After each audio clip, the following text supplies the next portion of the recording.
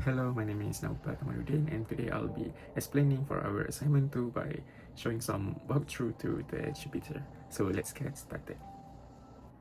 So for the first questions, we wanna run through by instruction and watch how the register change. So the first instruction that we see here is AUIPC, and our register is X6 and 0. So we will add the upper intermediate to the temporary register, which is X6. So you will see the X6 will change. And secondly, we will jump and link register. It will jump to X6 with the offset of 8, but because of our destination is X0, so we will not be changing anything, as you can see here. So the next instruction is loading the address, which is LA. So we want to load the address for TO by assigning OP1 into the TO. So this loading address consists of AUIPC and ADDI. So firstly, AUIPC will load the high bits into the temporary register, and AD will add the low offset. So it load into the temporary register and add the 108 offset to this and become 74, which is representation in hexadecimal. So it will do the same for OP2 and result. So next we will subtract T1 and T0. So as we can see here, T1 is 84 and T0 is 74. So subtraction of this is equal to 10, and we will assign it on X28 here. So we can see it loads 10 here, and SRAI. So SRAI is basically shift right arithmetic immediate. So this is for the word counts, and for the SRAI, our destination and source is the same, which is T3, so it will override on T3 after shifting to. So the next thing we see here is LW. So LW is loading the actual word. So we will load TO here at the X8 register, and we see 1.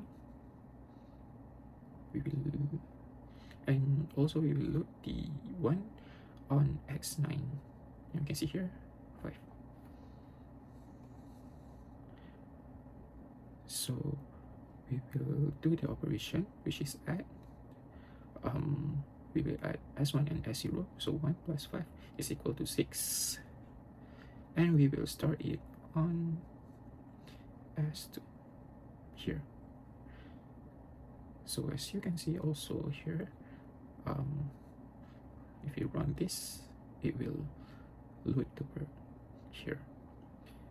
So this line, this instruction, all of this instruction is for the increment and moving to the next element. So this one is moving TO, moving T1, and moving T2 to the next element, and go back to the LW for instructing the second element. So we will keep running this, and you can see change here, it loaded, next element loaded. So this is 10 in hexadecimal and 12 in hexadecimal. So we will get out of the loop and end the first questions. So for the question 2, we still have the same code as the question 1, but the only things that we change is here, from add to subtraction of OP1 minus OP2. So we will see how is the result. by running it instruction by instruction. So as I already explained, everything will keep doing the same, but we want to look at what we stored in the memory, which is the result of the subtraction.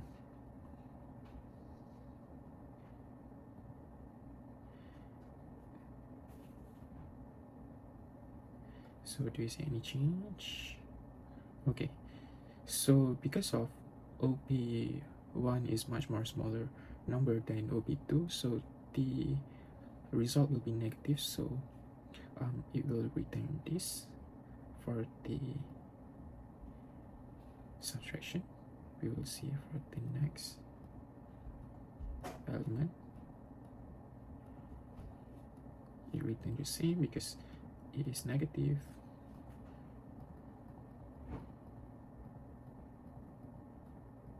So for question 3, we want to give a direct copy of 4 words in the OP1 to the result. So we have to eliminate any operation, any instruction that involves OP2.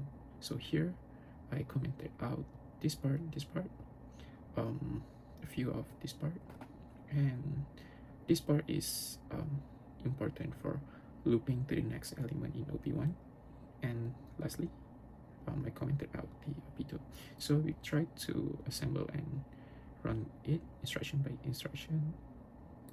So we will run it first.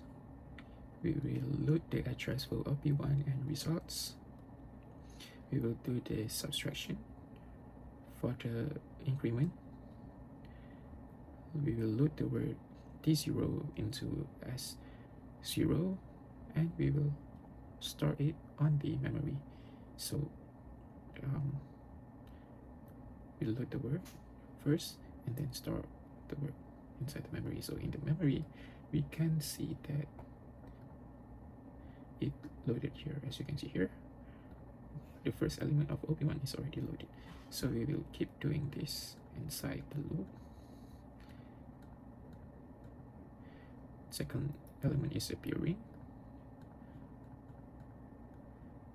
Third element is appearing. The last element. And thank you so much for watching, and I hope you enjoyed the videos.